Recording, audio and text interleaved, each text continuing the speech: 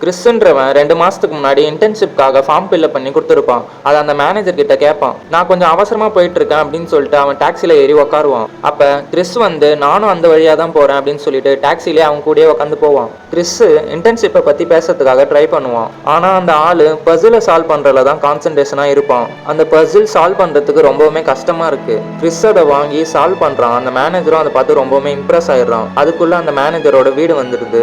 அந்த மேனேஜர் காசு கொடுக்காமலே இறங்கிடுறான். கிறிஸ் வறுமையில் இருக்கிறவன். கிறிஸ் கிட்ட அந்த டாக்ஸிக்கு கொடுக்க கூட காசு இருக்காது. அதனால டாக்ஸி டிரைவர் கிட்ட இருந்து தப்பிச்சு ஓடி வந்துடுறான்.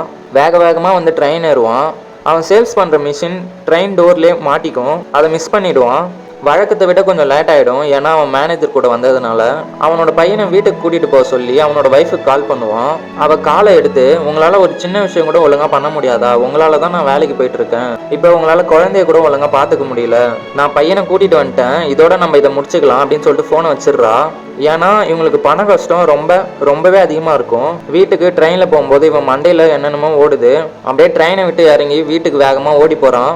வீட்டில் அவனோட ஒய்ஃபு பையன் 2 பேருமே இருக்க மாட்டாங்க. 2 பேருமே தேடுறான். அப்பன்னு பார்த்து ஒரு கால் வருது. அந்த மேனேஜர் தான் இன்டர்வியூக்கு கூப்பிட்டு, நான் அட்ரஸ் சொல்கிறேன், நோட்டு பென் இருக்கான்னு கேட்பான். இவனும் நோட்டு பென்னு தேடி பார்ப்பான். நோட்டு பென்னு கிடைக்காது. அவன் சொல்கிற அட்ரஸை மெமரியிலே வச்சுக்கிட்டு அங்கேருந்து ஒரு கடைக்கு போயிட்டு என்னோட ஒய்ஃபும் பையனும் வந்தாங்களான்னு விசாரிச்சுட்டு அந்த கடையில் இருந்த நோட்டு பென் எடுத்து அந்த அட்ரஸை எழுத ஆரம்பிப்பான். அப்போ இவனுக்கு தெரிஞ்சவன் ஒருத்தன் வந்து, நேற்று மேட்ச் பார்த்தியா அப்படின்னு சொல்லிட்டு அந்த மேட்ச்சில் நடந்த ஸ்கோர்லாம் சொல்ல ஆரம்பிப்பான். அதுக்கு கிறிஸ், என்கிட்ட கொஞ்சம் நேரத்துக்கு நம்பர் எதுவும் சொல்லாத அப்படின்னு சொல்லிட்டு அந்த இன்டர்வியூக்கான அட்ரஸை கரெக்டாக எழுதிடுவான்.